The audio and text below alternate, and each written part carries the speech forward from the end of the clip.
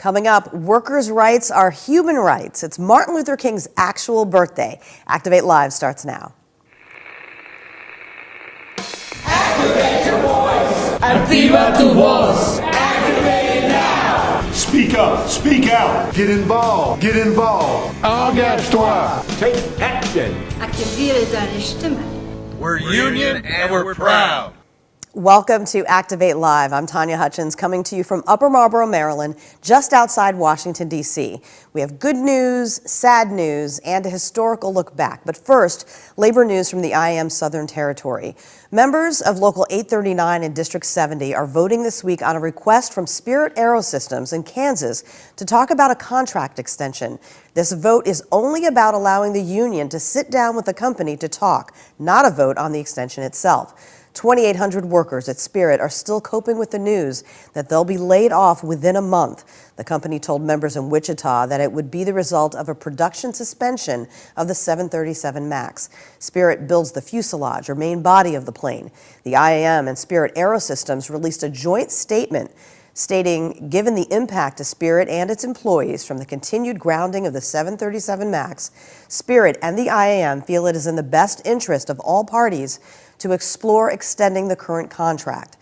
This will allow Spirit to put its full focus on addressing the significant challenges facing the company as a result of the 737 MAX production suspension and lower than expected production rates when production does resume. Aerolodge 839 members can vote at the Union Hall on East MacArthur in Wichita from 5 a.m. to 10 p.m. Central until this Friday, January 17th. Well, it is Martin Luther King Jr.'s birthday today, his actual birthday. The federal observance is Monday. Now, the labor movement has always been tied to the civil rights movement. Dr. King once said, if you can't fly, then run. And if you can't run, then walk. If you can't walk, then crawl. But whatever you do, you have to keep moving forward. And that's what we're trying to do. Keep workers moving forward with livable wages, good benefits, and safe working conditions. Now, the AFL-CIO is holding its 2020 Civil and Human Rights Conference this Friday through Sunday at the National Press Club in Washington, D.C., and that's where the Friday and Saturday events take place. They'll be talking about workers' rights, voting rights, and the importance of this year's census. And returning to the show to discuss Dr. King and many other things is Elise Bryant, Executive Director of the Labor Heritage Foundation and also President of the Coalition of Labor Union Women. So thanks for being here, Elise. Thank you, Tanya. Thanks for inviting me. No problem. Now, first off, tell us, for people who don't already know, what the Labor Heritage Foundation is and what it does. The Labor Heritage Foundation is a cultural arts organization. Our motto is, we are the art and soul of the labor movement. I love that. And we provide, we have a website and a catalog where we provide buttons, DVDs, CDs, and a few cassette tapes I think are still on there too, okay, for folks with labor and social justice themes. And you have a big event coming up this Sunday. Oh, yes. So tell us a little bit about that. It is the Martin Luther King Day Gonna Take Us All Ball. And we started it actually as an inaugural ball. It was the Dr. Martin Luther King Day inaugural Gonna Take Us All Ball. Okay. Before, when Barack Obama was elected the first time. And you've continued it. And we've continued, and of course in 2016 we had to drop the inaugural part. And so we said, no, we're still going to have a party. It was going to be the MLK Holiday Ball, Gonna Take Us All. Because it's going to take us all. Yes, it does take us all. And Absolutely. That must have been a good ball for you to keep continuing it every year. Oh, yes, a ball. No, seriously. I mean, the first year we got dressed up, and we really did formals. I mean, people wore tuxedos and gowns. Mm-hmm. And it's more like we say now, dress your best. So it could be anything, glitter and fabulous, but no blue jeans for sure. Okay. But it was an opportunity to come together and celebrate the work that we've done and the work that we're doing to bring about the dream that Dr. King and all of those people had in that time for where we'd be today and moving forward. Now, speaking of Dr. King, what do you want workers to remember when they think about Dr. King's legacy? I want them to remember that he said, there is no menial work. There is only menial pay. And he understood that the garbage workers, the people who collected the garbage in Memphis, Tennessee, people look down on that work, but they're absolutely essential to the sanitation, because they're sanitation workers, of every city in the United States. And there's no reason to look down on them, and there's no reason to pay them less than. And so we see that around this country for domestic workers and for immigrant workers and people, the farm workers. That's still a problem. And so we need to be looking at those job places and those workers, as well as the workers that we currently have. I don't think the world could function without any of those jobs. If Absolutely. you took all of those jobs away. And a friend, one time this guy said to me, my mom's a teacher, and a truck driver, a Teamster truck driver gets paid more than her. And I said, the problem isn't with the Teamster truck driver gets paid. The problem is your mother's not paid enough. Let's bring those wages of teachers up. And we can see from the wave of teacher strikes that have happened in this country that how serious people are about that and how important it is. That is so true. And they have such an important job teaching our children, our next generation. In Cuba, they pay farmers more than they pay doctors. Really? Yeah. Wow. Because we need the food. They're feeding us. Put it on the table. Our sustenance. Well, you are also, and we're going to talk about so much right now. You are also the president of the Coalition of Labor Union Women. Yes. And you had a wonderful convention. I was there. It was documenting. Yes, it was a wonderful convention. And I'm going to ask you what stood out to you, but one of the favorite things that I had was you had a panel of young people. Yes. And I think it was called Making Her Story. Yeah. Her Story. That's Sisters of the Next Generation. What inspires you about all of the young people you met there? Well, there's two young women who work for the Coalition of Labor Union Women, Jada Alstrom, and Jada used to work for us. Okay. Jada Curtis, and she's now moved on. But I talked to them, and I got their perspective. And they share with me how CLU has changed their political vision and how it makes them want to get active amongst their friends.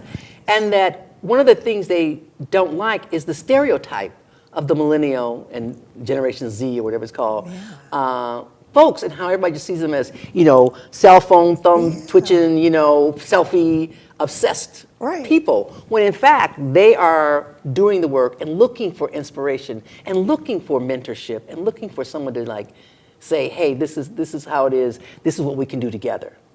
And so I thought, okay, then let's bring those voices forward. And those three young women were fantastic, weren't they? They were excellent, and I love how diverse. I mean, even in these photos that you could see from the convention, this is a very diverse organization. Oh, yeah. With all ages, all races, all religions. I love that fact. And we learned so much from each other because of that. Absolutely. It really was a joy to be there. You've been there for a couple of years now, and every year there's a great theme. Last year was Coming Together to Change the World. What is your vision moving forward? We're in a new decade. We're in 2020. I know I didn't tell you I was going to ask you that one, but I'll just give you the floor for the minute for just what you hope to do. My vision is that the Coalition of Labor Union Women will become an educational juggernaut. That we will provide the training to help women move into positions of leadership and activism on the shop floor, in the union hall, and in the government, starting with the city and moving to the state and to national. Because we want to rebalance what is completely out of balance in this country, and we saw it from the last election between Hillary Clinton and what's his name. Yep. And it currently exists in workplaces. I mean, women still get paid less. Union women get paid better than women in the general work population, but it's still outrageous for women of color. The pay difference is astronomical. And Latina women. And Latina women, it's crazy. And so all that work needs to be done. And I just believe that we need to be training ourselves and educating ourselves to not only move forward, but to share that knowledge and learning with other people, because that's what's going to make the difference. Speaking of great icons, we had Linda Chavez Thompson, Dolores Huerta was there. We think about these women. Who are some other women that have influenced you and that you just really, think back on as we have to continue their legacies as well? Shirley Chisholm. Yes. Yes. The first woman to run for president. I think so in modern times. It's certainly the first black woman to run for president, and how she was just determined to do that and make that real. What was that quote she used to say? If they don't make you a part of the discussion. They don't have, if you don't have a seat at the table, table, bring your own a folding chair. That's Bring your right. folding chair, right. Yes. And also the founding mothers of Clue. I mean, Myra Wolfgang was the president of hotel workers in Detroit, Michigan. I grew up in Detroit, Michigan. Okay. And so I knew her. I mean, she was in the newspaper all the time. And Gloria Johnson.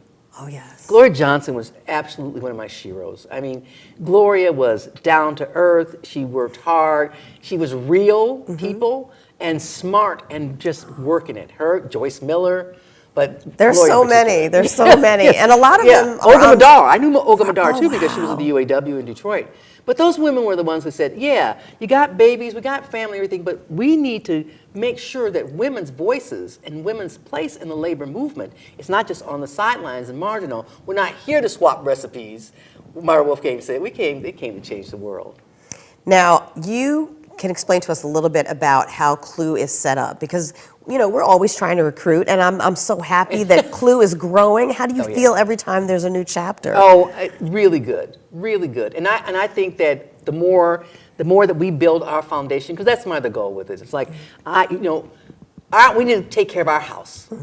We need to get our house in order for it to bring other people. And then people will come to us, which is what's starting to happen. Right. And when people go to a meeting and the meeting actually functions and starts on time and ends on time, they want to come back. When their voices are heard in those meetings, they want to come back. That's right. So instead of having little girls' clubs, we are actually having chapters that function as an organization to help women move forward.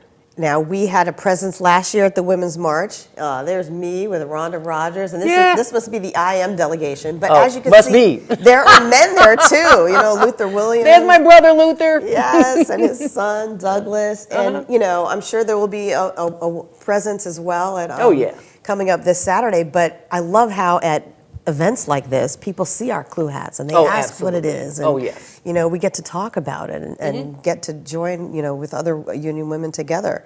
But in terms of how Clue is set up, just to be educational for a moment, for instance, what is the difference between the National Executive Board and the Officers Council? Because you have an NEB meeting coming up in March. Right.